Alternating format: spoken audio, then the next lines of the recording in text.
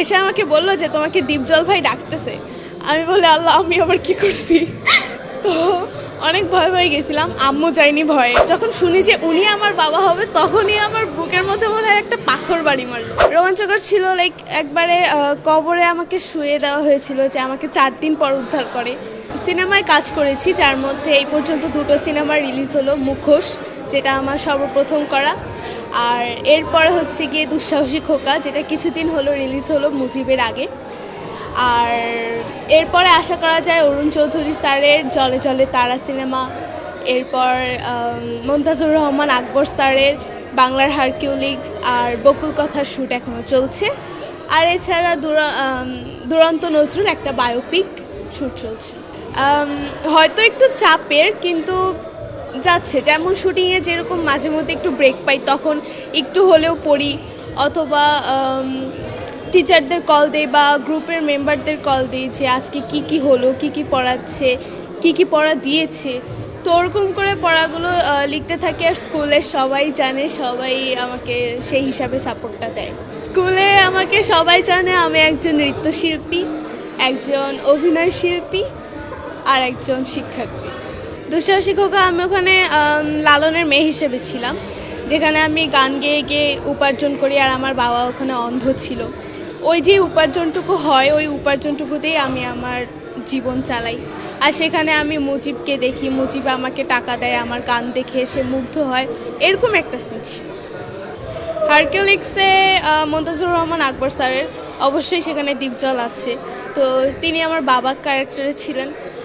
আর ওখানে একটা অন্যরকম অনুভূতি আসলেই ছিল, কারণ যেখানে আলাদা বিষয় হচ্ছে কি ওইখানে অনেক পশু পাখি ছিল, যার মধ্যে বেশিরভাগই আমি আগে কখনো দেখিনি। যেমন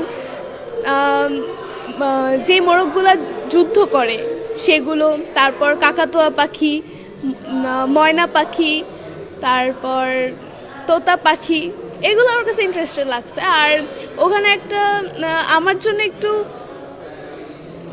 রোমাঞ্চকর ছিল, লাইক একবারে কবরে আমাকে শুয়ে দেওয়া হয়েছিল যে আমাকে 4 দিন পর উদ্ধার করে। তো ওইটা আমার কাছে একটু অ্যাডভান্স ছিল।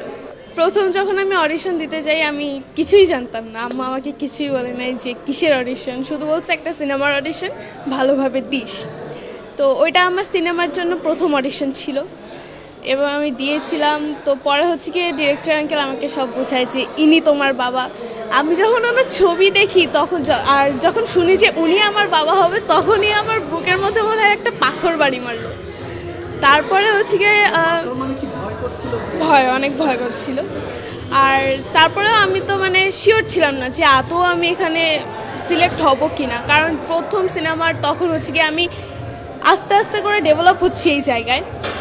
তো নিবে কিনা, অ্যাক্টিংয়ে যদি কোনো প্রবলেম হয় সেই হিসাবে আমি হাল ছেড়ে দিয়েছিলাম যে হবে না। তো পরে প্রায় 2-3 সপ্তাহ পর হচ্ছে গিয়ে আমাকে বলে যে তুমি সিনেমার জন্য সিলেক্টেড, আর এটার জন্য আমাকে 14 দিন ওরা লক করে।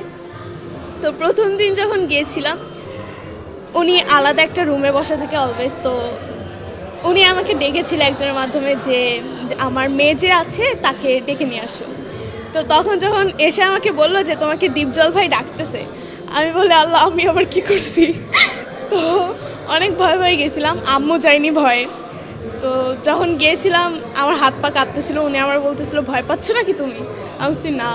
পরে বলছি কি ভয় পাওয়ার কারণ নেই, টিভিতে যা দেখো আসলে আমি ওরকম না। তো পরে হচ্ছে কি উনি আমাকে বসায়, খাওয়ায়, অনেক গল্প করে, ওনার গান দেখায়, তারপরে হচ্ছে গিয়ে আমাদের সিনগুলো কেমন হবে সেটার জন্য ফ্রি করে, তার নিয়ে আলোচনা করে। বাস্তবে অনেক ভালো একজন মানুষ, অনেক ভালো।